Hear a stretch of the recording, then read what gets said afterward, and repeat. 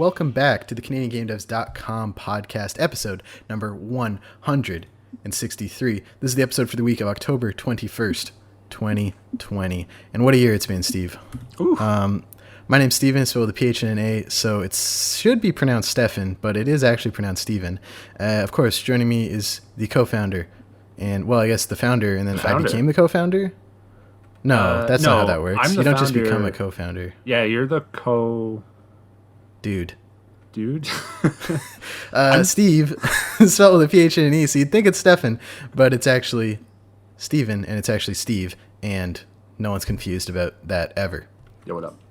All right, Steve, I want to start at the top of the show here. There's been a lot of news across the country in the past weeks, and especially here in Nova Scotia. I want to highlight the straight up, I would call it terrorism, domestic terrorism against the Micmac fishers out here in Nova Scotia. They are exercising their treaty rights to fish for lobsters, and they're having their shit burned down. They're having their cars vandalized, set on fire. Their community's being terrorized by some just domestic terrorists. And I want to say on behalf of CanadianDevs.com, and I think I speak for you and me when I say this, that we support the Indigenous peoples all across this land, from Wet'suwet'en land defenders against the oil lines in BC to the land back lane land defenders in Ontario to the Micmacs here in Nova Scotia, that we support you. All this stuff happening to you is bullshit. And I'm going to put in the show notes, Steve, resources for people to support those Indigenous peoples defending their land against terrorism. Awesome. Yeah, I was actually just about to ask, because I'm going to be honest, this story isn't getting that much play here in Ontario. I see most of it covered in our Discord in the politics channel. I've been furiously posting about it all week. Yeah, no, and as you should. I haven't really seen on CP24 and stuff like that.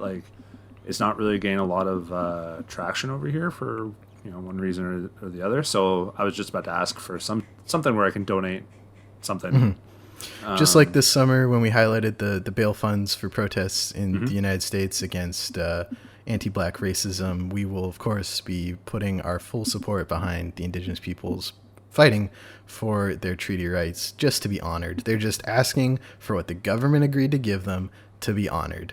And that's not even happening. Now that that's out of the way, Steve, and again, that's top of the show notes. Did I lose you? Are you still with me? No, I'm still here. I mean, I Okay. just, I have nothing else to add really other than, everything you said. So hook us up with those links. I will definitely, send some money and whatnot towards those things because, it's pretty disgusting what's going on over there. So it is. They were selling lobsters in front of City Hall to raise money. I wasn't able to get over there, and I don't really like lobster, but I would have if I could. And what are you doing over there if you don't like lobster? I love shrimp, Steve. I love shrimp and fine. fish. I love lobster's fine. There was a reason it was peasant food for centuries. It's because it was bottom feeding dirt fish. Well, they are disgusting creatures. They are just like the bottom. They're literally the bottom of the ground. Like lobsters are what the peasants ate because it was so easy to. You just literally threw something in the water and came back and you got a bunch. Last time I had lobsters when I proposed, actually, because we were in Santa Monica and ate a very delicious lobster that cost me like $40. So they're also they shouldn't be worth that much money. Okay, we're getting on a. I don't know what you want. The CanadianGameDevs.com podcast is, of course, supported by our amazing patrons over at patreon.com/CanadianGameDevs. You can back us there for 2-day early access to the show, a special channel on our Discord, game key giveaways, discount codes for Canadian gaming events, as well as new physical rewards, including stickers, mugs. No, we don't have mugs, sorry. People want mugs. We should look into mugs, including stickers, shirts, and old merch that Steve will personally ship to you after sniffing it and stuffing it in a box. Yep. Not a box, a little kind of a saran wrap. Bubble wrap thing. Okay. Yeah, bubble wrap paper or whatever. Yeah, I want the shit out of my house. So just, actually that reminds me, I got to look up the sizes we have because we got some other requests, but I don't need this shit in my house anymore. So become a patron, get a sweater. I don't care. I just need it out. Need it gone. Back us once again, patreon.com/Canadian Game Devs. As we do on this show, Steve, we like to cover all the events, jobs, news, upcoming Canadian games you could wish list. And of course, we'll start with events. The October Game Writers Circle and Social by Dames Making Games Toronto is still happening Thursday, October 29th, 6:30 p.m. Eastern, 7:30 Atlantic, 8 o'clock in Newfoundland. I love that. Did you get the reference, like the CBC voice when they do the times for things? And no. Oh yeah, no, I didn't catch it, but now I know what you're talking about. Okay. Also ongoing all throughout this month is the Festival of International Virtual and Augmented Reality Stories, showcasing expertly curated selection of immersive experiences from around the world, including many Canadian developers. Storytellers, I should say. So, of course, all the links for everything we talked about, and I don't say this enough, is in the show notes, as well as the page on our website where I post the podcast.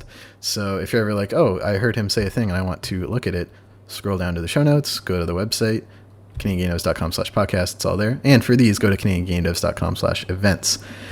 That's running until November 2nd. So if you want to check out all of those AR stories and virtual reality stories, you should do that. As a side tangent, Steve, did you hear about all the Oculus Quest 2 issues with Facebook? No. So the Quest 2 just came out. It's their wireless headset where like all the computing's done in the VR headset itself. Mm-hmm. And this is their first new product since Facebook bought them, I think. So part of the sign-up process is you have to have a Facebook account. Oh, and some Oculus users who have been using it since like 2016 when the first one came out and have like a library of games and stuff didn't have their a Facebook account or didn't link it. So getting the Quest 2, they downloaded it, started to set up, and Facebook flagged their account, banned them, and that locked them out of all of their games. Oh my god. And it's happening to a lot of people. It's not like there's threads and threads of people who are posting the screenshots and like, I'm lost access to all my stuff because of Facebook. So once again, Steve, that's crazy. Facebook is man, that's so yeah, I that might be a topic at the Festival of International VR and AR Stories because it's topical. But shout out to someone in our Discord got a Quest 2 as well. I think it was, I don't want to say in case I get it wrong, but there's hopefully is working as intended. Steve, we got some more jobs to plug at Canuck Play. They are still ramping up production on their new project as well as continuing to support Doug Flitty's Maximum Football 2020 hot off PS4s and Xbox Ones everywhere. They are looking for a full-time senior Unity game developer, a full-time Unity game developer, actually these are all full-time, a character technical animator, and a 3D modeler. This is in studio at their Peterborough office, so if you can get there, please apply for these jobs. You can send your CVs, which we discovered last week is Latin for curriculum vitae, to jobs@canuckplay.com. You can also check out the listing on our website at CanadianGameDevs.com/jobs. We also post it in our Discord, which you should join. Isn't that right, Steve? That's right. You know what I forgot to chirp you for last week? What'd you forget to chirp me for last week? That we had to ban our first person on Discord. Oh yeah. First, like non-bot, because we get a lot of bot bans for people like, hey, you want help writing your essays? And we're like, no, please get out. But you had to first like legit ban, but it was legit. It was in the politics channel too, Steve. The track record was ruined. I know we've had such a good clean politics channel, but they just started spouting nonsense and just wasn't there for the community. They just wanted a job or whatever and just chirp and troll. So I really just wanted to kind of chirp you for that. But Discord's with like almost 1,100 people, so people should join. We post stuff there all the time. Some people post their job stuff discussions before they ask us if they can post it, and so we just leave them up there. So it's a good community. Yeah, definitely join that and don't be a troll. Yeah, especially on our Discord. You could be like, I guess, don't be a troll in general, but especially if you're gonna troll anyone, troll like, I don't know, politicians. Yeah, I'm fine with that. Imagine if Biden or Trump had a Discord channel.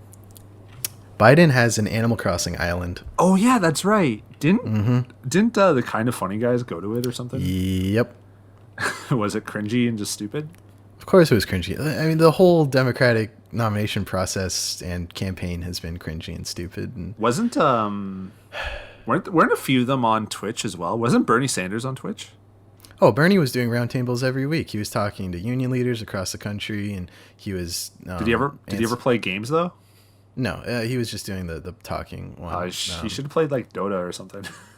Trump got his Twitch channel banned, I think, for misinformation or something. I think you're right. It was like a temporary ban, but yeah. Well, his Twitter got flagged as well too for like, for COVID, like. Just the dumbest timeline, Steve. We're just in the dumbest timeline.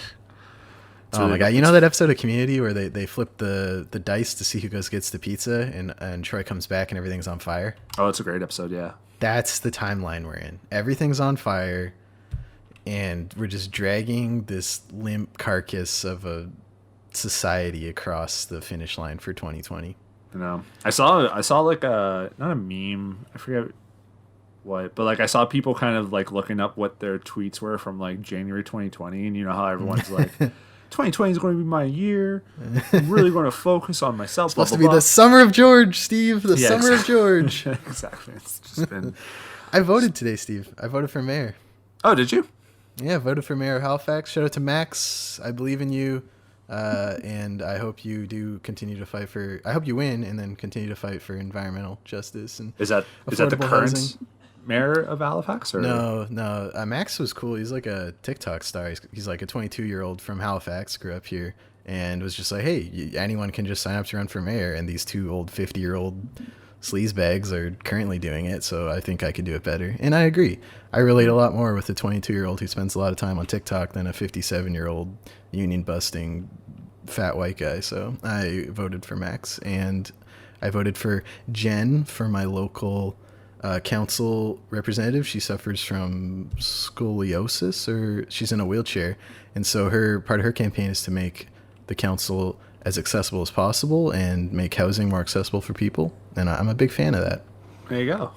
Yeah. I had no idea. There's a because we were talking this in the Discord too, how I kept seeing a lot of like Elections Canada ads and stuff like that, and there's like a by-election. Is that what they're called when they have to do? Yeah. There's a by-election just north of me. I don't think it's my area, it's the north area, but the guy stepped down to spend more time with his family, which I'm guessing means cheated or drugs. Yeah, something. I don't really follow like I'm guessing I don't closely, know. but you never know. But that Max, that one, not your Max, the Maxime Bernier. Yeah, the People's Party guy like snuck in there. And I was like, whoa. People ask me why I hate Quebec so much. I don't hate Quebec. Quebec's a beautiful province. I make fun of Quebec so much. It's because they have people like Maxime Bernier enter the political scene and are just an absolute joke of a political candidate. I'm trying to find info on this. Shout out to the Rhinoceros Party of Canada for running in Maxime Bernier's riding during the last federal election another candidate named Maxime Bernier, just so that when people went to vote, there were two Maxime Berniers on the ballot. I didn't know that. That's pretty. That's the kind of trolling I want people to do. That's a good troll. I agree. Yeah, I like and we were talking earlier the TikTok troll of the Trump campaign. That was good shit too. So. Some good ones. Yeah. That's it for events and jobs on our site, CanadianGameDevs.com/events or /jobs. Now let's move on to the news this week, Steve. I have a huge slew of news for you, some of which you haven't seen yet, and I'm excited to get your impression about. I'm kind of interested in some of these. We'll start with some of the more mainstream news up top. NHL 21, of course, developed by EA Vancouver and Burnaby, with support from other EA studios across Canada, is coming to PlayStation 4. It's out on PlayStation 4 and Xbox One. No next-gen version this year. We've talked about this before. I'm assuming NHL 2022 will be the jump to PS5 Series SX. But yeah, it's out. They have that pixel mode I like, where it's like classic NHL 95 style, but with modern players. Like Ovechkin comes up and he's missing the teeth and he laughs and his head bobs up and down. I think it's clever. NHL 94 guy, come on. 94, whatever. Before I was born. God. Any opinions about NHL 21? That NHL 94 mode, I think you had to pre-order it. I think if you buy the game now, you can't get it, at least not yet. Like, I think it was just a pre-order bonus. I'm more excited to play that, to be honest, because NHL 94 was like it's dope game. So good.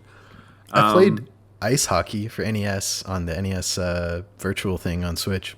Yeah, this is after that, though. Okay. But yeah, I mean, NHL 21, like, it's got obviously a big fan base. Sucks that we're not getting like a PS5, Xbox Series S edition. I'm guessing like the game will still be like, it's still going to run on those things. Because I'm still confused by this, right? Like I'm confused at like what a next gen patch means. Like what's the difference?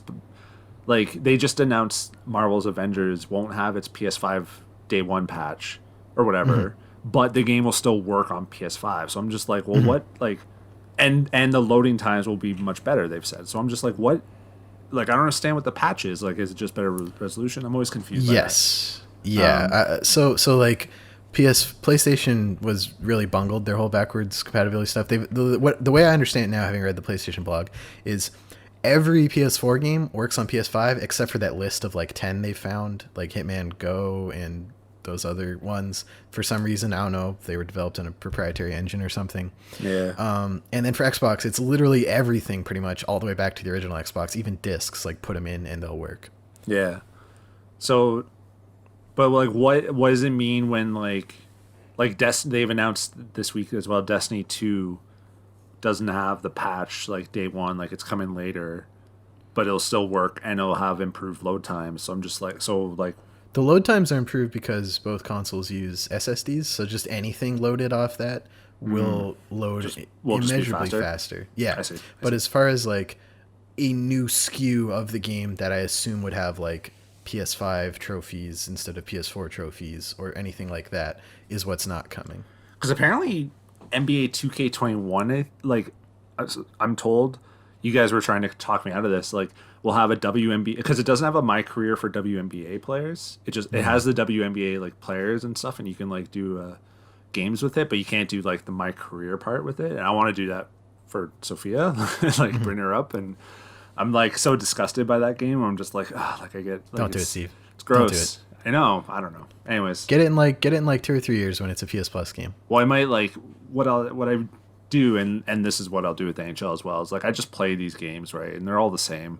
You got to wait a couple of years to really kind of at least get like some good improvements or whatever. So like I'll be passing on NHL 21. I might cop the first next gen one though next year, but just to see the next gen improvements. Yeah, just to see what it is. Although the first PS4 one was missing a bunch of stuff. It wasn't until like the next game that actually like had some stuff. I remember that. You played NBA 2K20, 19? 20. That was the okay. Yeah, so yeah, get 23 or whatever. 22. I don't know. We'll 22. see. We'll see. Okay. Next bit of news today, Steve. British Columbia-based indie game developer Phoenix Labs has released a new monster type for Dauntless, titled The Untamed Wild. This update includes the new monster, new missions, as well as quote-unquote Terra Escalation, a gauntlet-style challenge. The game is out free-to-play on Switch, PS4, Xbox One, and the Epic Game Store, and is cross-play. You and I streamed this game last summer. Feels like ages ago. And it's a Monster Hunter style game with a very distinct visual style from that. It's more like the simple flat colors of like Fortnite or something. Yeah, I really liked it. It was probably the last like Switch game I played of a decent amount. I don't have a Switch controller, like a Joy-Con right now, so I can't play it. But I mean, it's free to play. Like I might dive back in just to see. The thing that always kind of like unsettled me in Dauntless is like they don't do the thing that Apex and Fortnite does, whereas if you play enough of the battle pass, then you just you basically pay for it and can just use that towards the next battle pass. They don't do that. You gotta like you get some stuff. I think you need to like do 2 or 3 battle passes before you can kind of get the next one.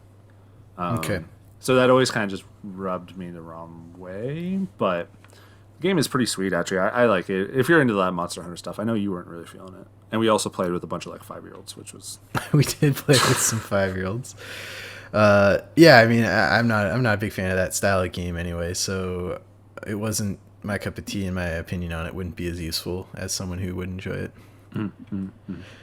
Next bit of news today, Steve. Beyond the Wire is deploying into Steam Early Access next week. Now, last week on the show, we mentioned huge omission from our coverage on the site was The Squad, that 100-player Vancouver-developed multiplayer game. This is a new project from them. That's Offworld Industries and Redstone Interactive in Vancouver.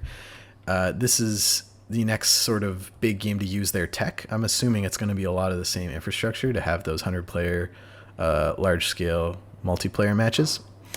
It's a first-person shooter, quote, immersing players in the frantic and bloody Western Front of the Great War. That's World War I. Interesting, not a lot of games go for World War I, so that's going to be... I'm always interested by games that try and capture that war because of how... There weren't like those grand, fantastic battles per se. It was a lot No, they're just people dying in trenches. Yeah, so... early access, October 21st. It's currently unavailable for pre-order, but you can add it to your wish list. It's 50v50, which God bless those network programmers and everyone there who are going to try and launch a game on that scale next week. My thoughts are with you. This is from their Steam page. Quote, we are anticipating Beyond the Wire to launch sometime in 2021 or 2022. Our desire is to ensure a strong and compelling feature set for the 1.0 release with exciting content that will keep our existing community happy and entice new players to experience Beyond the Wire. Our team is committed to excellence. And with that very positive several tens of thousands reviews that their first game got, it looks like the players are also appreciating that excellence. Oh man, they even have a spot for the mustard gas that comes brutal. out. Shit's brutal. Other than Battlefield 1, I don't know any other World War 1 like shooters. And Battlefield 1 took a lot of liberties. No, I know, but like it took place during World War 1. But it was an interesting start to the game. I don't know if you saw how that game started. Yeah, like where it said like when you get shot or whatever, it says like it was actual veterans' names with date of death. Yeah. So this looks pretty cool. I just watched the trailer. It looks pretty neat. How much is there the price? I mean, we could probably get an idea based on the other game. Let me pull that up. Yeah, the Squad was $59.99. I don't know, is right now Canadian, so not full price of like a AAA game. But I assume the early access price will be a little cheaper. You always assume that, but stay tuned next week for the full price. 50 versus 50 though seems pretty sweet. So, dude, I can't like imagine that Discord channel of people trying to communicate. That's crazy. Well, I'm guessing they'll do the thing where it's like you have a squad, so it's 50 versus 50, but you got like your group of like 4 or 5 people. Yeah, that makes sense. Did you ever play Mag though? Remember that? Oh, I remember Mag, Steve. They're bringing it back. The modders brought it back. Oh, really? Yeah, because they shot it it's back online. That was like a few weeks ago. I read about that. Oh, that's sick. On PS3 or like? No, it was on PC essentially because you can't really do it through PS3. Yeah, because what was that? That was 100 and it was 256 total, I think. Oh, too many people, Steve. I know. I always wanted to play it, but it came out during like the poor Steve era, so I never got a chance to give it a shot. But I always wanted to play that. I like the idea of these like big war things. Like I kind of like the idea of like a battle royale, like in terms of the amount of players. Fortnite's done 50v50. Yeah, but it's still the like once you die you're done sort of thing. So I want like the team deathmatch, but it's like 50 versus 50 or whatever. Here's an aside, and I know we have a lot of news to go through, but as I was playing Apex Day with some friends, you just don't realize or don't think about how guns in video games just don't make any sense. Like when you throw out a clip with like 19 rounds left in it or something, and it just adds that to your other inventory. Yeah. Like that's not how guns. Like I think about that on a lot. Like video game guns make no sense, and if you did try to do it realistically, you would frustrate people who've been playing these games for like 30 years with that not being how it works. I gotta imagine that there is some game out there that does do that though. I'm sure there's some realistic shooters out there that would the hardcore. Would Metro do that on the hardcore mode? Because aren't bullets your like currency in Metro? Metro's crazy. You have to like wipe your mask off and like check your oxygen, and it's a little too finicky for me. But you know what? They might actually, if you try and reload with clips in your magazine, it probably just throws them away because that's how guns work. Yeah, I keep meaning to play it because it's on like PlayStation Now and stuff. So, all right, Steve. Next news today, long time covered by us, Lucifer Within Us, former Wishlist. This feature is out now on PC. It's on Steam and itch.io. Of course, buy on itch.io if you can. I think they throw in a Steam key anyway. Montreal-based indie game studio Kitfox Games have released their player-directed, story-rich mystery game, Lucifer Within Us. From the creator of Shrouded Isle, Lucifer Within Us, players take on the role of a digital exorcist who can see beyond this reality into alternate timelines of the accused. It's a short mystery where you can solve murders, purify the possessed, and purge their demons. It's currently on their first week discount, so it's $19.79 Canadian, $18 US on itch.io. And it looks really interesting. We talked about it on Wishlist this several weeks ago. We both like the idea of that timeline detective style game, and it's gorgeous too. I love the art style a lot. Mm-hmm. Yeah, it's awesome. And shout out to Kid Fox for getting the crushing game out, it. Follow them on TikTok. They're crushing it on TikTok. Oh, they're awesome on TikTok. Yeah. Next bit of news today, Steve. Mass Effect Legendary Edition has been rated in South Korea. Now, there's some speculation in the Discord about whether this game will have Andromeda. Everyone pretty much said it does, and I hope it does. Andromeda had no one sets out to make a bad game, Steve. What happened was EA ramped up this studio in Montreal, or I guess BioWare did, tasked them with making a sequel to one of the most successful RPG trilogies of all times, slashed their budgets a bunch. They essentially made the game in 19 months or something. Really? I read that Kotaku expose on it after everything fell apart.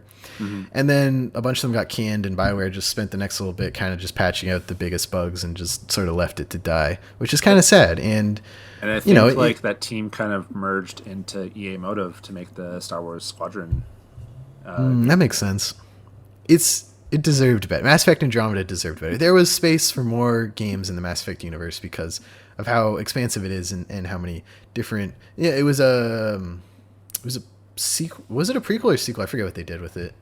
No, it was a sequel because it was them going to the next galaxy. So if I recall, it took place during I think Mass Effect 3, the start of it, or 2, and they're basically getting the fuck out of there to just to, I guess, be in a different place. But then they travel for so long, they basically go in stasis, and it's it actually is 1,000 years into the future or something like that. Yeah, because Mass Effect 1, 2, 3 took place in the Milky Way galaxy and all the different species there, and they were put in and frozen and shipped off to Andromeda, which is the next galaxy over. Yeah, I played. I was enjoying it, and then I got I basically had this bug where I lost 4 or 5 hours of gameplay, and I never went back to it. I can basically just guarantee you though it will not be in this trilogy thing. They gotta get this trilogy thing out though. I guess in that IGN article they're mentioning about how November 7th is the N7 day shit. And yes. Maybe we'll see it then. I mean, we better at this point they keep kind of just this just keeps kind of coming up. People want it. I never played Mass Effect 3, so I would cop this day one. I like 3. 3 is underrated. Yeah, everyone hated it because of that ending.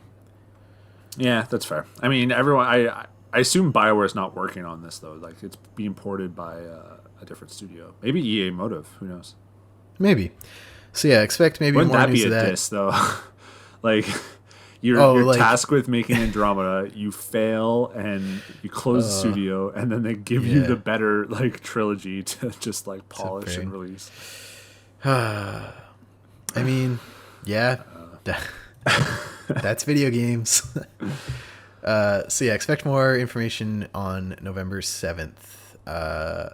I would play Mass Effect again. I love those games. There was one summer, whenever the trilogy came out for 360, I got the trilogy and just essentially for July and August just played those games nonstop. It was my friend Hayden came over and just played Dota 2 on the laptop, and then I played Mass Effect on the TV.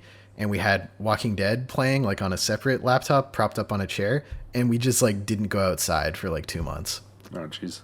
Best summer of my life. Anyway, Steve. Yeah, I played 2 when it came out on PS3 day 1, and they had the little comic book that explains 1, but I had a friend who was just a huge fan, so he kind of already told me everything that happens, or I watched him play it. And I played 1 a little bit but never got that far, and then I never even played 3. I haven't. So I'm not very intimate with the series at all. So I would cop this day 1 without a doubt. It's better than Dragon Age.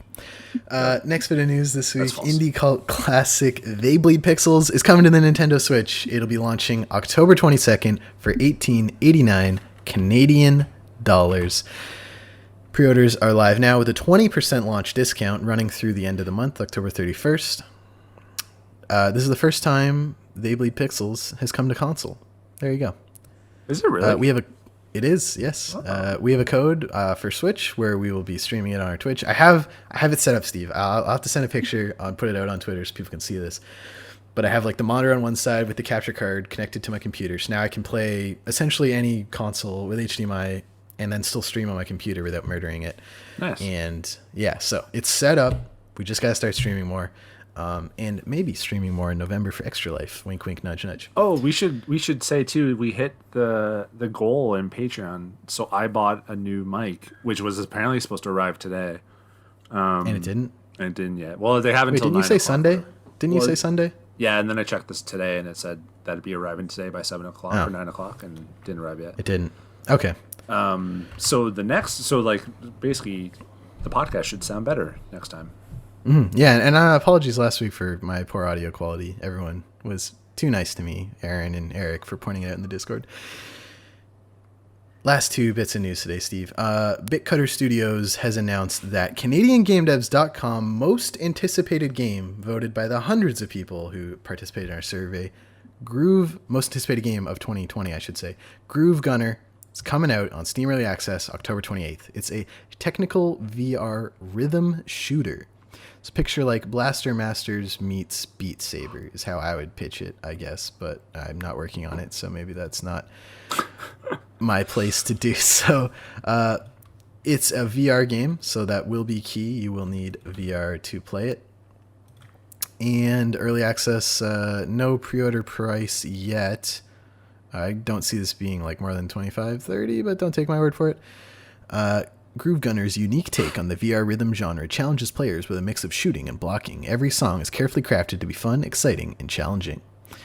This is, of course, developed by Saskatchewan-based? Alberta-based?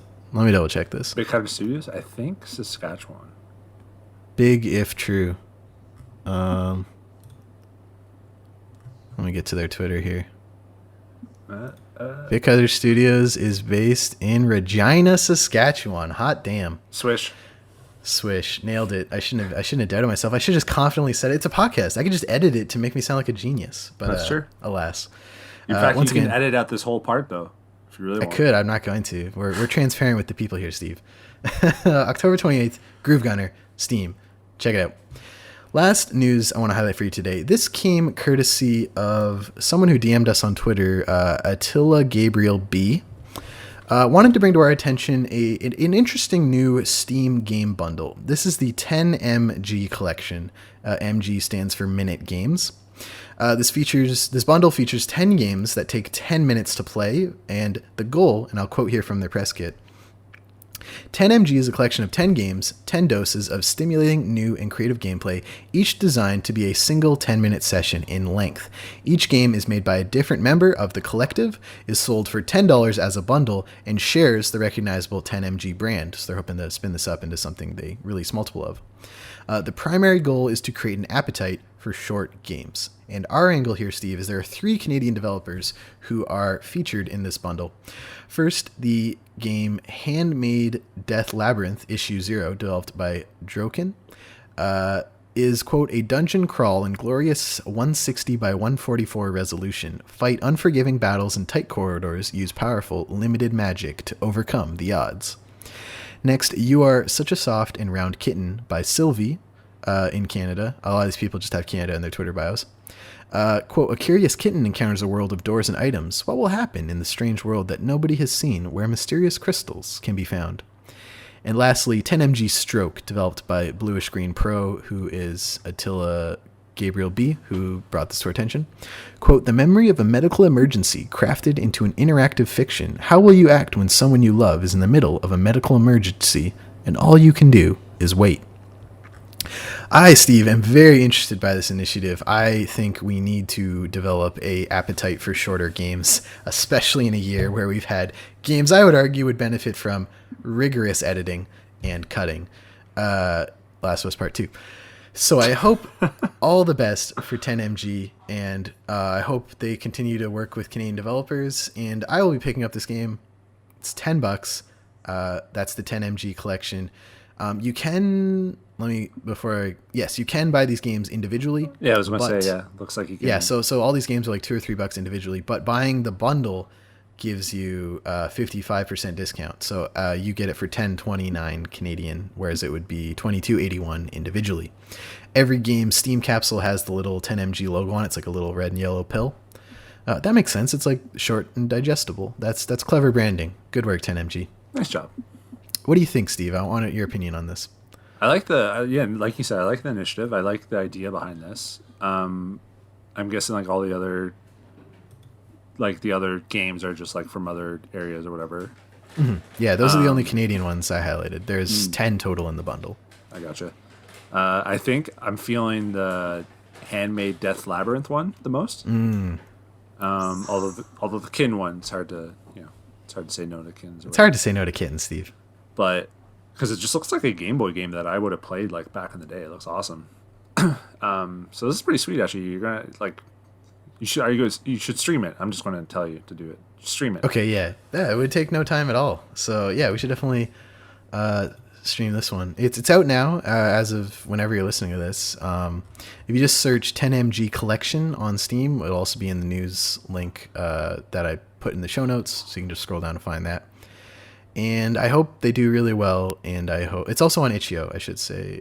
So yeah, let me double check the itch.io link. I think Handmade Death Labyrinth Issue 0 seeks to answer the question, if you strip procedural generation from the roguelike genre, what remains? Turns out the answer is actually quite a lot. By focusing on and exploring the lesser tenets of the genre, HMDL is able to capture a sense of exploration and discovery and allows the player to poke at the world and learn its secrets. Ooh, good pitch. Good pitch. Yes, well, it is on itch.io. Sorry, that's a Steam review. Oh, that's a Steam review. Well, that's a good Steam review. I'm intrigued. They set, all right, so here's interesting. On itch.io, you can set like goals.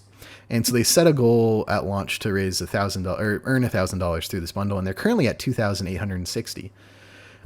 So it appears to be doing beyond their expectations, which bodes well. And for the amount of work that goes into a 10-minute game, I'm assuming that everyone's probably recouped development costs from this, and everything else is gravy. I hope. I'm just going to say too, like the stroke one. I don't think I could play it. My father had a stroke like 12 years ago, and I wouldn't be able to play it. So it's a cool. I'm glad that it's a cool. I don't want to say cool. It's an interesting story, and I'm glad it's like a topic that they decided to make the game about. But for me, I'm going to have to pass on that one. That's okay. There's a smorgasbord of options here, Steve. For sure.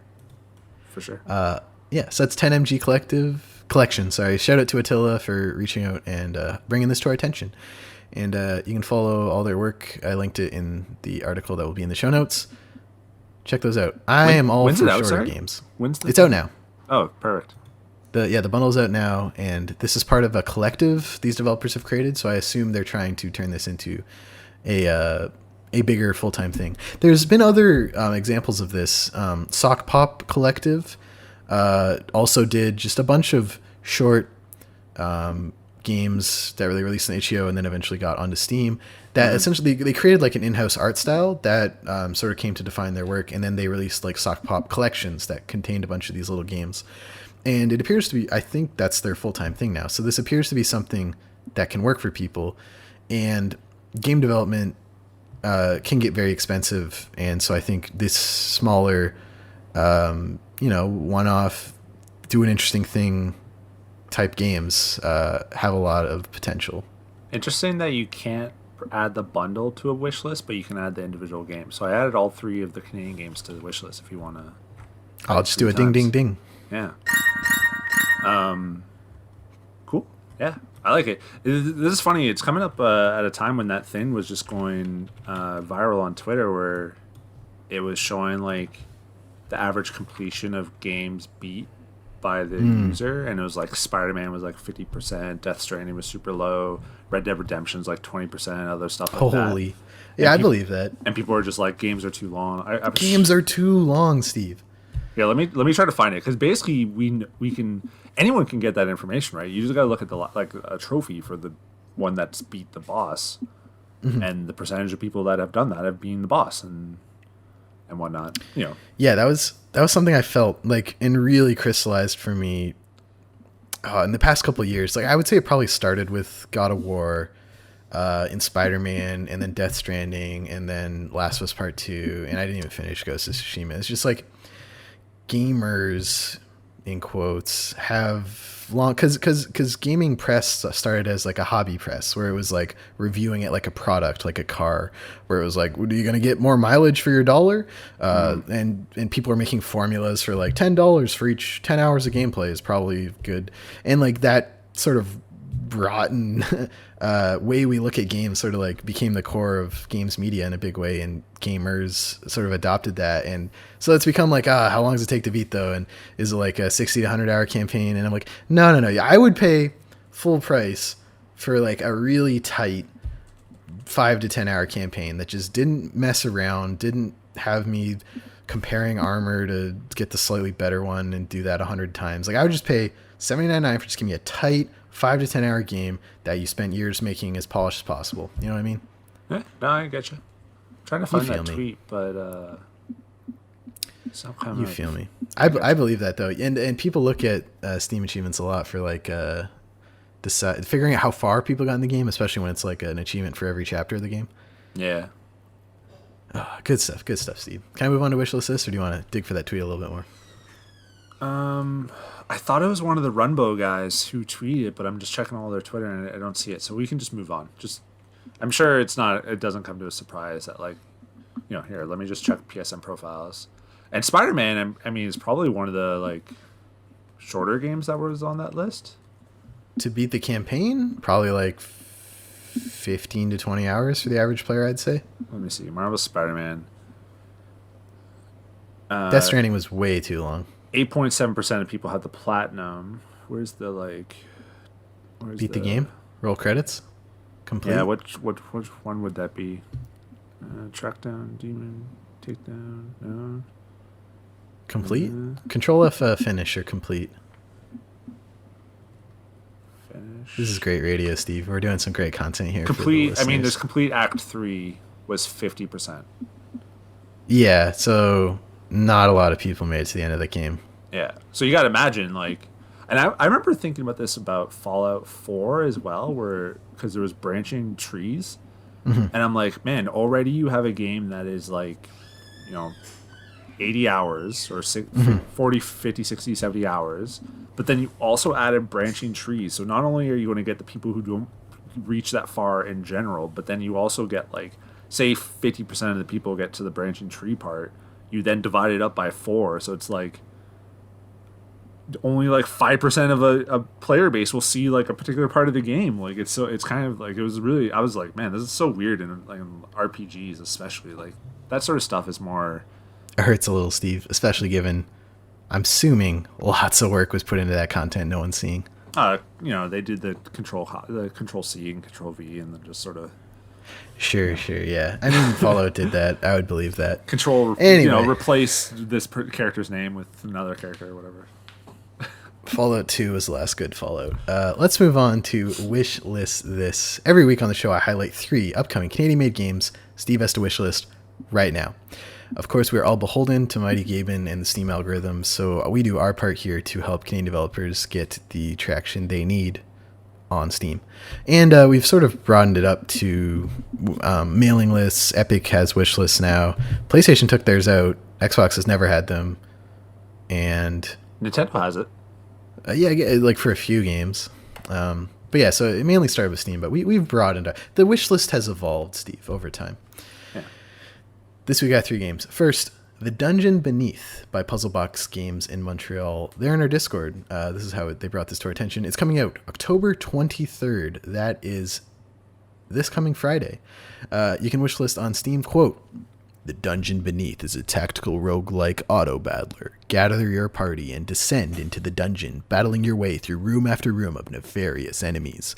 Collect powerful artifacts and equipment to create an endless variety of strategies. Puzzlebox Games, of course, was getting people to check out the launch trailer they made. which I think highlights all the different stuff you can do in this game pretty well.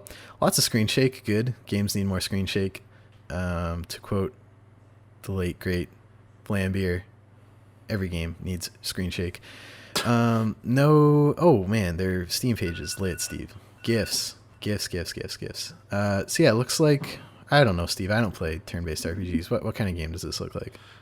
It looks like there was a Mega Man RPG series on Game Boy Advance that was like, it was sort of like a mix between like Mega Man and Digimon. They like went into the computer and stuff. So you got a little bit of the grid-based stuff that you would get in like Final Fantasy Tactics or stuff, but you're not moving around so much. But you might have moves that can only attack like certain grids. It looks like it's on a 9x9 thing. The looks position matters. Yeah, position matters, but it's not as like vital as it is in like a Fire Emblem or something like that. Okay. It looks sweet though. It looks like it has like sort of a Legend of Zelda, Link to the Past look. Yes, I was going to say Link to the Past too.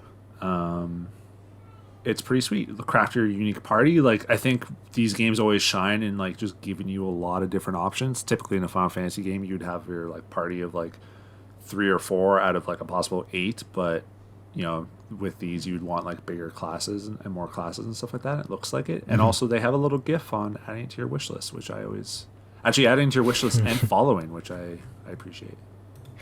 All right, Steve, I have to ask, is the Dungeon Beneath on your Steam wish list? Yes, it is. I already added it and you got mad at me, so yeah, you had to unadd it so I could redo it here with the jingle. Okay. Anywho, next game today on wishlist this Mason Building Bricks by Telegomatic in Canada. It's releasing November 9th, also very soon. Quote, Mason is a virtual brick set. You can play with the Mason the same way you would with Lego bricks. That actually wasn't a great Steam description. But the way they're pitching this game in the trailer is a lot more compelling to me. It's got like, those classic ancient Greek columns and towns, and you're sort of like building, and you can like populate the town center with people who have like the, what do you call those one piece bathrobe things, and it looks like a very complex, like laying each individual brick. Like you can get really finicky if you want with the way you're building these buildings. Seeing great pyramids being built. Yeah, it looks like basically just like ancient Civ building sim, which I'm sure there's a market for. Yeah, what I would want out of this is sort of like it's like he's trying to learn for free, but like I wouldn't mind like some education stuff going in here, some history on this stuff, because I love this like era, and I think that would be kind of cool as you're building like these these buildings and stuff like that. I think that'd be pretty cool. Bold of them to think that the world will exist past November 3rd, but you know. Oh, Steve, it better. I pre-ordered multiple consoles. I know. Me too.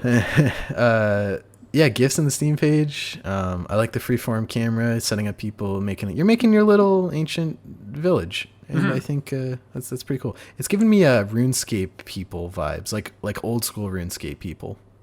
Yeah, it does have that like graphic style where it's like not a lot of like, I guess like low purposely poly? purposely low quality, or just not a lot of detail on the characters and stuff like that. I'm wondering like how much of the characters you kind of like, there's a first person mode that lets you explore the environment, which I think is pretty cool, but I wonder like how much, if that like matters, like if you can like get I don't know, did they have mayors back then or whatever, the leader of the city, whatever they would be called, and like the doctor or whatever, like if you set up stuff like that.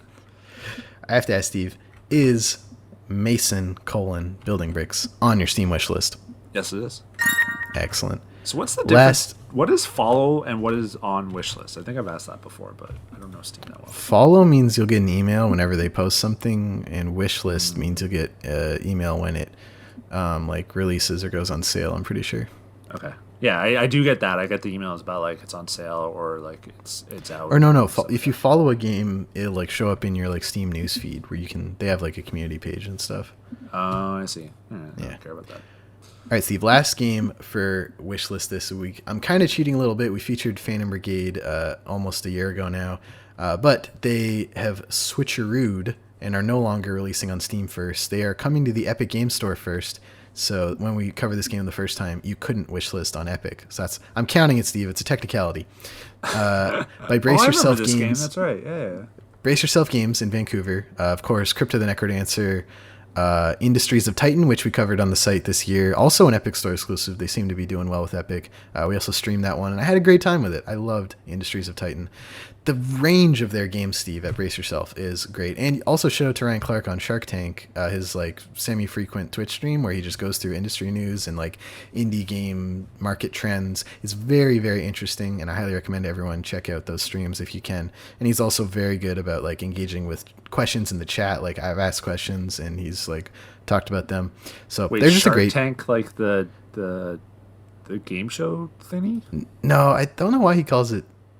No, like Clark Tank, maybe. I don't know. There's a cute name for it that's like, okay, where they just talk about industry trends and stuff. I was And like, then one he, of those plays old ass Shark Tank people is like a game developer. No. It's something else. I forget what they call it. I don't want to ruin it. Anyway, That's fair. Phantom Brigade is their next project. It's coming out November 16th on the Epic Games Store. Quote, Phantom Brigade is a hybrid turn-based and real-time tactical RPG focusing on in-depth customization and player-driven stories. The trailer for this game is gorgeous. How do they keep making these games, Steve? Going from Crypto the Necrodancer, which was sort of, I guess you would describe it as isometric pixel art, very, very gorgeous pixel art, to Industries of Titan, which was like a much more stylized, I guess, low poly, but it wasn't really. And then now Phantom Brigade, which is like very, not like realistic, but like much more... It's realistic, but stylized a little in a way that is like a mech warrior game. Yeah, it's got an anime feel, I feel like, with the characters. Yeah, and so I'm looking at a trailer here now, and there's someone in like a giant mech with a shield getting shot at by tanks, and like she's like got the Iron Man interface on the inside, and yeah, they have done a wide range of art styles successfully. I think I loved Crypto the Necrodancer. I loved Industries of Titan, and this game looks dope. What do you think, Steve? Yeah, it looks awesome. I love mechs. I kind of miss Zone of the Enders. That was a great game back in the day. Are people over the whole like Steam versus Epic Game Store? Are these guys getting death threats and shit like other games have in the past? Maybe. I don't know. I never. No, I got why, because gamers are the worst and just love to complain about things. But you know, I don't think with games that a launch that announce for a platform and then switch, we're getting a lot more hate. So like Ooblets, which had a Steam page for a while, and they're like, hey, we signed with Epic, we're coming there first, and then they got so much hate. But games that sort of like from conception or from announcement come out on Steam or Epic Game Store, I don't think get the brunt of that. True. I have to ask Steve, is Phantom Brigade from Brace Yourself Games on your Epic wish list? Yeah, it's on 2 wish lists now, so they're playing this smart. They know. I don't know how much. I'm sure wish lists factor in on Epic, like for as much as visibility goes. I assume so. I mean, it's analytics, right? Like it shows interest, and that's what all these wish lists shit is about, like, or liking or whatever, or follows, or that's what it's always about, or just retweets. Like it's just an interest. It's just like a good way to gauge interest. And obviously Steam and Epic Game Store want to get that 30/12% or whatever it is, and they're going to drive people towards games that are getting other people's attention. I remember reading an article when I was in school about Netflix. This is back before Netflix was the beast of what it is now. They were offering $1 million for people to improve their algorithm by like 1%, because basically the idea was that like someone would sign up for Netflix, rent the movie. This is back when you had to like order the DVDs or whatever. You would get like a movie, and then you'd get maybe 1 or 2 afterwards, and then their recommendations were too shitty, and you would just bail. So it was like worth to them to like basically just keep recommending you stuff based off your previous likes, and that's what all this stuff is. So it's looking at like the genres that are on this, and like comparing it. So it's just like, oh, we saw, we joke about it sometimes where it's like, I think I was looking at a game one time and it was like, oh, this game is similar to Dota, which you played for 45 minutes 7 years ago, and you're like, no, it's not. It's like, no, you failed on that one, Steam. Like that's what they're nice trying to try, do, right? Gabe. So that's what they're trying to do, and that shit's huge because basically you just want people to like get that credit card. Well, we will hopefully get our credit cards and some listeners out for Phantom Brigade, Mason, and Dungeon Beneath. That's right. If they're doing it smart, if you're PlayStation, then you're just a bunch of fucking idiots. Oh my God, God, you don't need the wish list, whatever. PlayStation's so stupid this time around, Steve. Anyway, if you want your game featured on Wishlist this, please get it to us any way you want. Send it in our Discord like Puzzlebox did. DM me on Twitter, at Canada Game Devs. Text you. Text me, TikTok me. Contact at Canadian Game Devs. 432. However you can get it in front of us. Moving on to our most recent section of the podcast, Steve, Discord discussion. And in this section, I like to highlight, I like to pluck from our Discord over the past week some discussions I notice get a lot of traction, and sort of talk them out on the show with you and see how we're both feeling. I have a few we'll get through that I wanted to highlight. First, Age of Empires 3 Definitive Edition just came out. This isn't the Canadian developed one. Note that will be Age of Empires 4, developed in Vancouver. But Age of Empires 3 featured a very interesting startup screen. So when players booted up for the first time, they were greeted with a note that took up the full screen and you had to click out of. And I'm going to read this for you because I think this is really important. Mm-hmm. To learn from the power of our own stories is uniquely human. At World's Edge, we value authenticity and respectful representations grounded in truth. The original release of Age of Empires 3 took liberties with the depiction of indigenous civilizations, as well as the depiction of events and personages from American history. As we developed Age of Empires 3 Definitive Edition, we collaborated with Native American and First Nation consultants to correct these errors. And I want to just say, it's very key that they say errors. We are immensely grateful for the time, patience, and faith shown to us by members of the Lakota and Haudenosaunee nations. We have replaced inaccurate or stereotypical depictions, created new voiceovers using authentic speakers, and addressed problematic and harmful mechanics and storylines. Harmful mechanics is another key phrase there, Steve, I want to get back to. We hope that you, the Age of Empires 3 Definitive Edition player, will join us in celebrating the rich and vibrant cultures represented in the game. We have increased our resolve going forward to live out the values of, quote, gaming for everyone, end quote, a commitment to a journey, not a destination.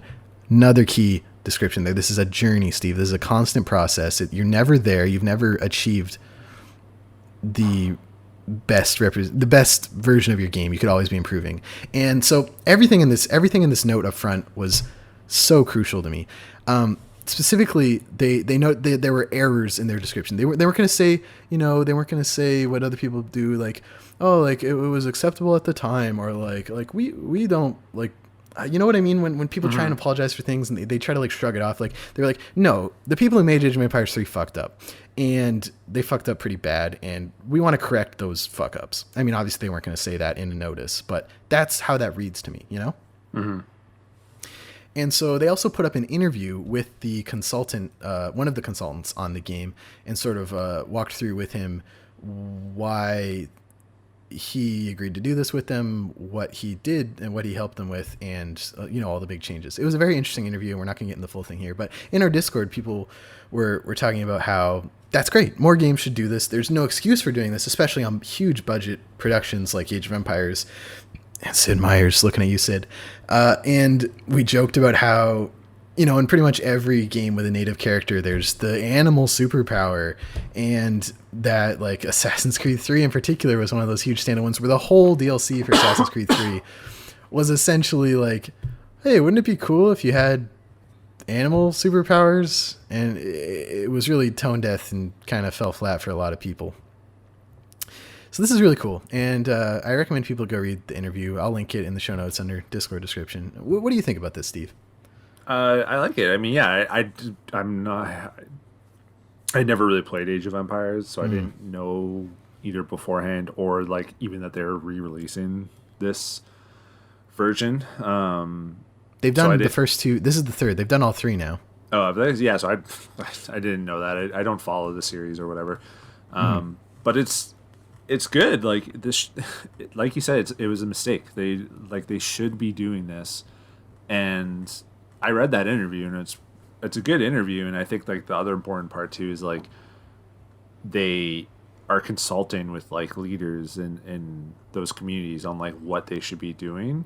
It's not like they're just kind of taking hand, like they're just like, oh well, this was awful, let's just replace it with this. Like they're getting like the facts straight from the people who would know. They're getting the experts in and stuff. And so I just see this as like a complete win. Like they're not changing the old game. Like if you're really like such an anal about it and want to like you still want the like the original thing, like are they like they're not going back and changing it, I'm guessing. I don't know how old Age of Empires 3 is, but like if you still want that outdated stupid shit, like you can do that, I guess, but like you might as well fix the past and the mistakes from the past while you're going forward, right? Like you don't need to keep bringing this shit keep trugging along the same racist stuff game after game.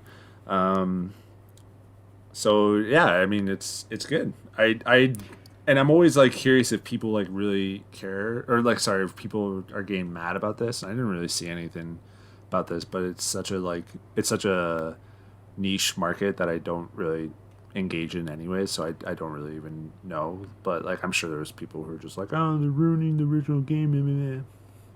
Blake in our Discord said, "You love to see it," and I do love to see it, Steve. Yeah, it's good. The interview is really good though. Like you'll link it in the show notes. Like I read it. It's good shit. And I did giggle about like, you know, it's like though there's a native character, they have to have like some sort of special animal power. Like there's so many tropes like that too. So not just with like native characters, but like other things too. And you know they're called tropes for a reason. Like you don't need to have them in the game. So good on them. We also talked a bit about Destiny, Halo, and Bungie, and everyone is pretty much like, I don't really like the story in Destiny or Halo. And I was like, yeah, I couldn't tell you the story of Halo. I played all of them, and I couldn't really tell you the story of Destiny either. Although, I can tell you the premise. Like I know the premise. Blake also DM'd me personally to say I'm a huge buff for the lore in Destiny, and I said, oh man, what was it like going through, like, because in Destiny 1 they hid all that lore in like grimoire cards you had to look up online. He was like, I remember it was just the worst. Like yeah, I remember that. It was so stupid.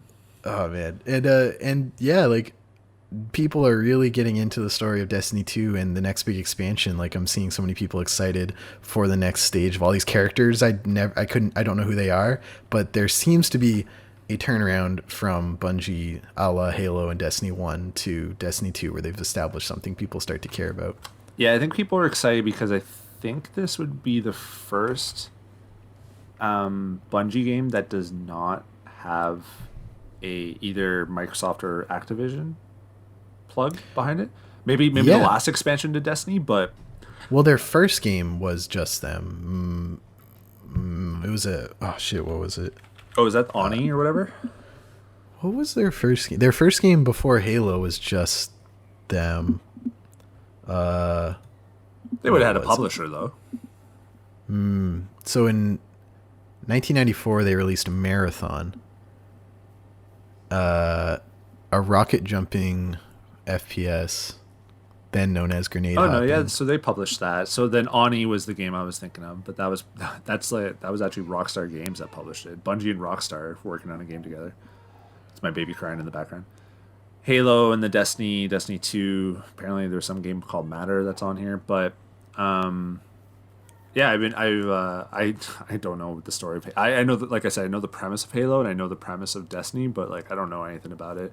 People were like, someone posted the like, oh, are we the baddies for Master Chief? And I was like, wait, is he the baddie? Like, yeah, you do a genocide. Like you're. But don't you get genocide in Halo Reach? Like, don't the aliens like destroy an entire planet in Halo Reach? No, but like the Spartans were created to go to the colonies and like put down resistances and like kill natives or something. Were they? I don't know, man. There's like 17 books and like a movie and a podcast and a TV show. Yeah, see, yeah, that's the thing. I don't know. But I'm 96% sure. Like the Spartans were created by that extra percent. Yeah, it's weird. But yeah, you and I are going to hop into Destiny 2 when next console launches because there's crossplay and we're going to play together. I've already kind of dabbled in a little bit, and I bought the upgrade edition. I have no idea what it got me, but I bought it, and sort of played that. Pro tip: you can get some gold trophies very quickly in Destiny 2, so that's pretty good. I'm actually only I just got to do the raid, and I got the platinum, so that's kind of exciting. Hot damn! Yeah. All right, last thing we talked about in the Discord this week. Everyone seemed really hot on the PS5 UI except Cronius, who said it looked so bad. But I get the feeling they're leaning more towards Xbox this time around. But that's okay. Everyone's entitled to their opinion. But I really like the PS5 UI, Steve. I think...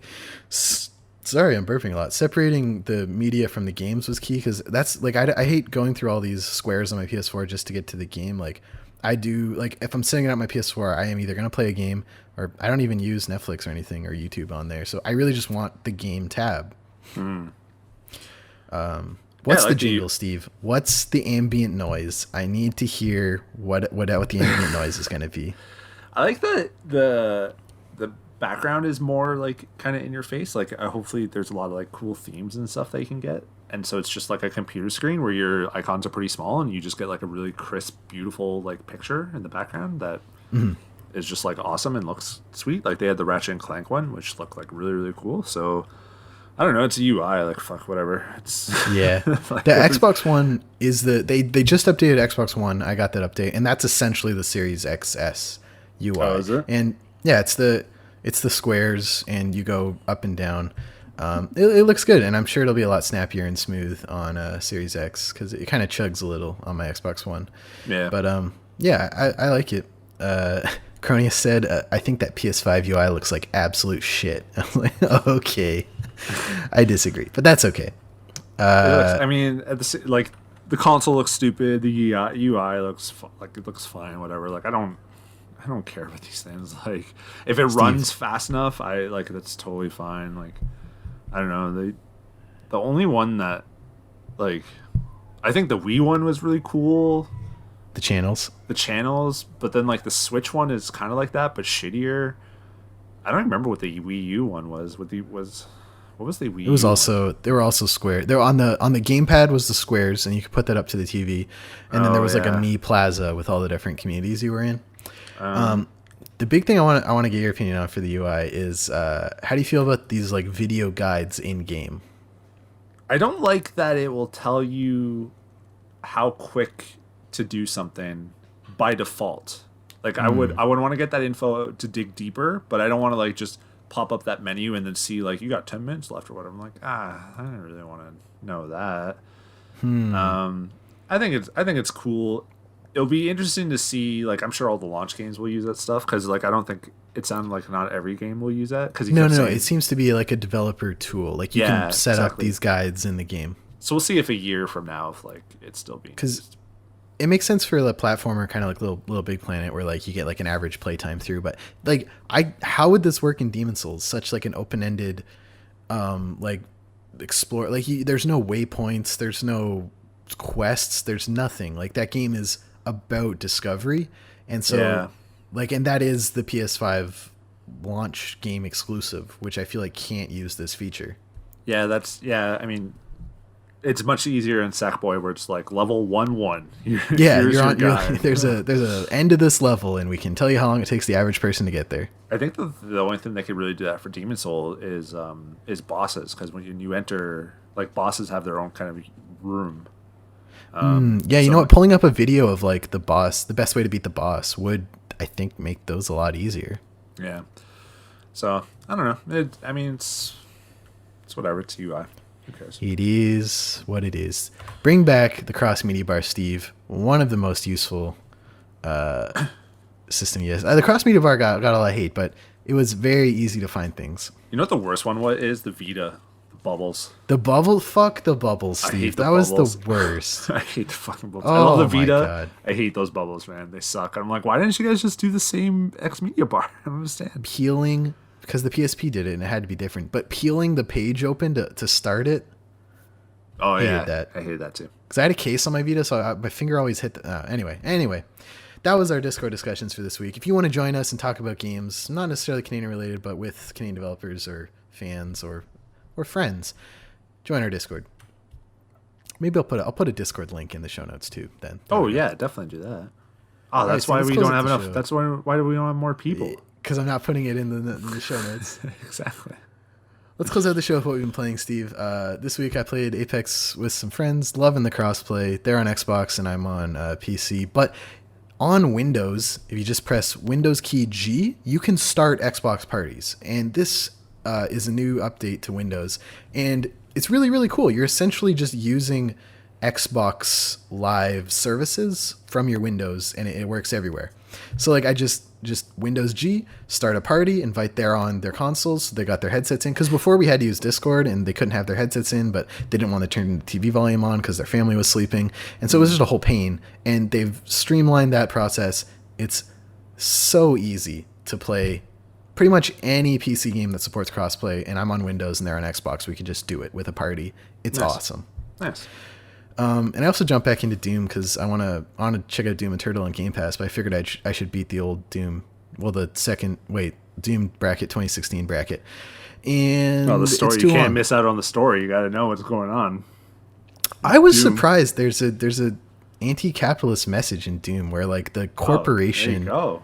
The corporation is evil because obviously if any energy company found out that there was a way to harvest energy from hell, they would go ahead with it and, move fast, break things, Facebook it, and essentially open a portal to hell and unleash demons. And like the quips when you're walking through like parts of the corporation are like, the road to hell is paved by Argent Energy. And you're like, oh my God, like they're just skewering this startup, it's not startup culture. It's like shareholder culture of like, oh, we're driving the innovation in the energy sector through these portals they're opening to hell to harvest energy, and of course it falls apart and everyone dies, and the villain is this like CEO of the company or lead scientist or whatever. Like I was not anticipating that bent to Doom. I don't remember that at all, to be honest. It's crazy. It's crazy. I played and beat Doom, but I don't remember the story like whatsoever. Yeah, it's another one of those ones that's too long. I just got all the guns in the gun wheel, so I assume I'm close. They psyched me out though, because like I sat down to play and I'd played it a bunch at launch, and I like got to a new chapter and it was like the beginning of the end was the name of the chapter, and I was like, oh cool. That was like 10 hours ago, and it was like not the beginning of the end, and they needed to rename that chapter to something like the beginning of the middle or something, because I felt 10 hours left. Yeah, and I don't even know how much more I have left. I've been to hell like 2 or 3 times now. I don't know. It's too long. It's gorgeous. It's fun. I hate the platforming. Doom's not a platformer. Oh, yeah, I remember the platform. There's a reason you couldn't jump in the original Doom, Steve. Apparently, Doom Eternal is a little bit better because it has like a grappling hook and stuff. It is. So I played Doom Eternal a little bit this year, but I put on pause and I was like, I want to go back and beat Doom. But they copied the Celeste mechanic, which probably copied from something else, where like you have like the dash forward or the dash up and the double jump, and it really works. And I still don't like platforming in Doom. I don't think you should. Like Doom's a shooter, but like you couldn't move the camera in the first couple Dooms, right? Like it was just strafe. Like it was just go into rooms and kill shit, and that's what Doom did good. And Doom 2016 was like, look for the green light and jump to it, and oh, you missed it, you fell, you died. Start 10 minutes ago. I don't like it, especially if you're trying to find a lot of the secrets and like. I gave up on that. Yeah. Oh, what have you been playing, Steve? Been playing. I went back to Resident Evil 2 because I want to get. You talked about it on the Discord this week. Fuck, that game is, man. It's one of my favorite games of all time. This game is so good. It's got the right amount of camp. It's like it controls so well. It's got some legit scares. Like it controls very well. It's such a love letter to the original game too. Like I was nerding out and just showing Heather all these different things in the world, and she just had to like listen to my stupid shit. Like I love it. I want to platinum it because I just it's like one of my favorite games now, like of all time. Like it's up there with Last of Us 1 and Ocarina of Time. Like it's probably in my top 3 games. Like it's perfect. That's a tough platinum. It is a tough platinum. You got to be on hardcore and get an S rank. You got to beat it like 6 or 7 times. So we'll see. But I'm having a great time. I've been playing Among Us too. Have you played this yet? I've watched streams and talked to friends, but have not downloaded it. It's free on phone. We should play it, but it's pretty funny. It's just like the memes and stuff is pretty funny, but you can get pretty good at like being the suspect and stuff. It's pretty good. Canadian wise, You mean I played imposter, Steve? or the imposter, whatever. Canadian wise, I played. I got rushed a little bit, by the way. So Okay. Canadian wise, I did pick up Foregone from Big Blue Bubble, and it's pretty awesome. It's really hard though. Like I didn't anticipate that, but I like that it's not a roguelite. I like that the platform is pretty simple, but the game, the combat is like it's simple but tough and easy. What's the phrase? Easy to learn, difficult to master. Difficult to master. And it's awesome. Like it's got a little bit of a Dark Souls thing to it too. When you die, you lose your thing unless you can get back there. Okay. Which I wasn't really, which I didn't know about, and the different weapons and stuff is really cool. And I don't know, it's like really really good, and it's much harder than I thought. I'm not very far in it. I'm like hour and a half. I want to play more. I'm going to try to steamroll through that tonight maybe, but it's awesome. I would recommend people pick it up. It's not on Steam, by the way. We were wrong. It's only on Epic Game Store and then the consoles. So it's still. I misspoke in last week's episode. Yeah, it's Epic Store, Switch, Xbox, PS4. Because I was looking for a review. I was just like, it doesn't seem like a lot of people were talking about this with the console release. Because it's $40. It's a little. It's on the pricey side. I think it's worth it. Premium. It's a little pricey. So I was just looking for reviews, and it got blasted on Steam because of the whole Epic Game thing. And I was like, you know what? I'll just cop it and just see what's up. And it's definitely, it's really really good. I think like if you're a budget gamer, I don't know how long it is, for the $40. We'll see. Oh, Steve, we were talking about that. I know. But if you're a budget gamer, right, you want something that might be a little bit longer. You do, yeah. So we'll see. But I think like in general, it's like really good. I'd recommend it. Maybe I think on Epic Game Store it's a little bit cheaper because it's been there for a little bit. So. You can also get a $10 coupon if you add Rocket League to your library and count that. And they don't lose money on that. Epic eats that, so you can get it for $30. There you go. So, but I have a problem. So I understand. Yeah. So, anyways, that's it. I gotta wrap up though. So let's. All right, that's it for episode number 163 of the CanadianGameDevs.com podcast. Thank you so much for listening. If you want to help us keep the site running, covering the Canadian Game Dev scene, you can support us over on Patreon.com/CanadianGameDevs. Back us to get 2-day early access to the show, special channel on our Discord, game key giveaways, discount codes to Canadian gaming events, and if you back us at $5 a month or higher, you are accredited Patreon, and we list you at the end of the episode, like these lovely folks. Huge thank you to Aaron McLeod, Canuck Play, David Winter, David Nagy, Eric Beer, Elizabeth Avery, Hanel, Jean Leggett, who will be on the show soon, Jeff Shepstone, Jeffrey Canham, Kai Hutchins, Nicholas Azorko, Nav from the Academy of Games, PixelNuts_Alex, Sean Hayden, and Stacey H. Thank you so much for your support. If you listen on Apple Podcasts, please drop us a review. We really appreciate it. And if you're not on Apple Podcasts but have any feedback for us, tell us in our Discord, send your email to contact@CanadianGameDevs.com. We want to hear from you. Apologies for my mic quality last week. We'll have a brand new mic for Steve next week. And with your support, we are slowly increasing our output and the quality of our content here at CanadianGameDevs.com. Thanks for joining me, Steve. Where can people find you on the internet if they wish to do so? Stephen L. Crane, usually. Just Google that. Actually, you'll find a famous author from back in the day. Maybe just Stephen L. Crane on Twitter and all that. But Canada Game Devs, that's where you should be going. At Canada Game Devs on Twitter, and we are both in the profile description if you want to find us there. And you can find all our work on CanadianGameDevs.com. Join our Discord. Leave any feedback at contact@CanadianGameDevs.com. Have a great week. Fuck capitalism, fuck colonialism, support the indigenous movements all across this country that are fighting for their basic treaty rights we refuse to give them. For shame, Justin Trudeau, you're a coward. Have a great week, everyone. Goodbye. Bye.